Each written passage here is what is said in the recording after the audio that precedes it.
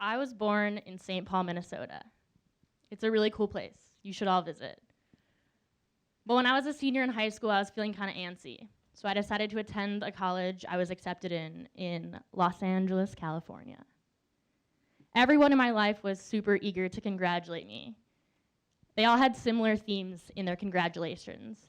Something about the nice weather, something about the potential for celebrity sightings, and of course, references to LA's key icons. Beautiful beaches, beautiful homes with beautiful people inside, and beautiful places like Rodeo Drive, Beverly Hills, Hollywood, etc. However, when I actually moved to Los Angeles, I realized that such images of luxury and wealth were far from accurate representations of this city. Tonight in LA, 55,000 people will go to sleep unsheltered.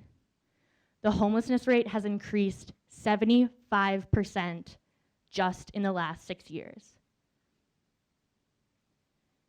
In a city defined by excess, there are thousands of people who are literally not surviving here. And I think that this issue is emblematic of a larger trend within the United States. As our country continues to get richer and richer, the economic positions of the majority of Americans continue to decline. And this fact too often evades our collective consciousness. There is something seriously unequal about our economy that we must start actively confronting. Okay, but the majority of Americans know that economic inequality exists. A few years ago, Pew Research Center conducted a large and representative sample, and they found that over 50% of respondents said that the United States economic system favors the wealthy. Even more respondents said that the rich-poor gap had increased over the past 5 years. And furthermore, 75% of respondents said that the rich-poor gap was either a very big or a moderately big issue. So if the majority of us, if the majority of you know that economic inequality exists, and the majority of us think it is harmful to society, why continue to talk about it? You get it. It's really, really, really bad. You've heard all of the talk about the 1%, the 1%. Why cover bases that are already covered? I think it is alarming that the majority of us know that economic inequality is a large and persisting and in many ways growing problem, and economic inequality in fact remains large and persisting and in many ways growing. Therefore, it is no longer enough to simply recognize that our economic conditions are unequal. We must instead shift this conversation into action by starting with the understanding that economic inequality is not inevitable, nor is it immutable. We often forget that our economy is created by humans, not some supernatural force. Therefore, we have the ability to change these economic conditions. However, such change will require fostering a culture where criticism becomes an active process. Okay, so let's back up. Let's just quickly establish that economic inequality is a very urgent and pressing issue right now, and one that will get worse if left on its own. Heads up, there's gonna be some graphs, but please don't check out as I normally do. I'm a sociology major, so we can get through them together. The average annual wage of the majority of American workers has stagnated since the 1980s, meaning that wages for the majority of workers has not grown in nearly 4 decades. The bottom half of the income distribution has been almost completely shut off from economic growth. All you have to pay attention to here is this blue line.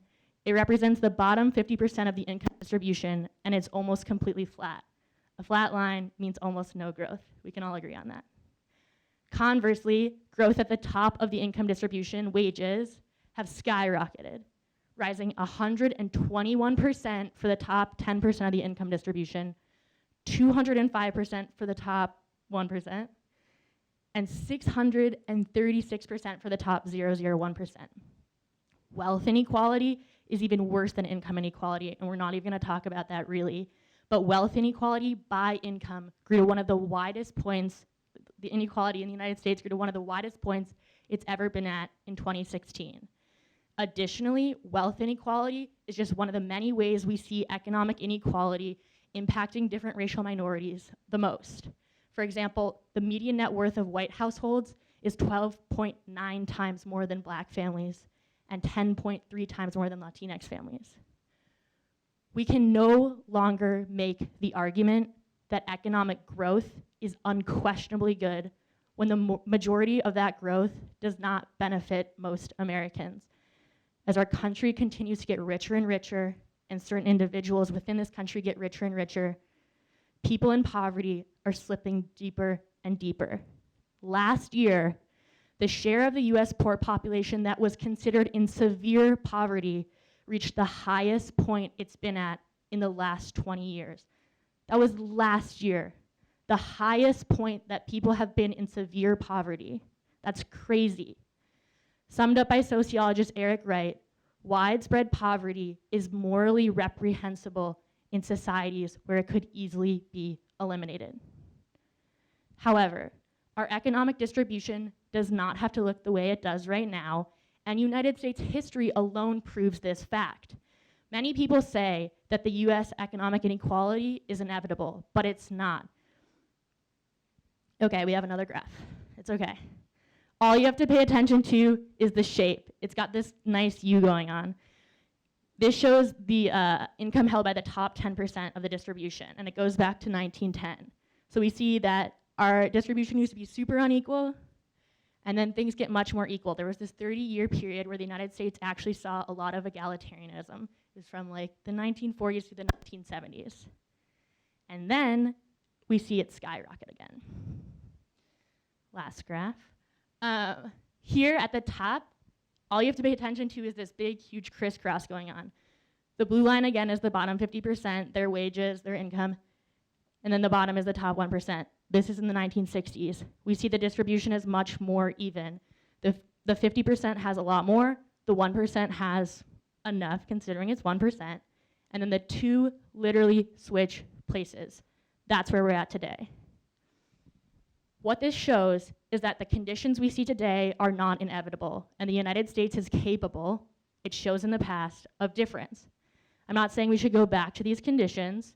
A lot of this egalitarianism really only favored white people and the white middle class, but it does show that economic inequality in the United States is not inevitable. Okay, so a lot of people agree with that. That's not a controversial thing. However, they would then say that there are now conditions that we as humans cannot control, referring to the supposedly immutable forces of globalization and technological advancement. Okay, let's just back it up for a minute. Is that true? Absolutely not. When comparing the United States to other countries, we see that the inequality in the United States is not normal at all.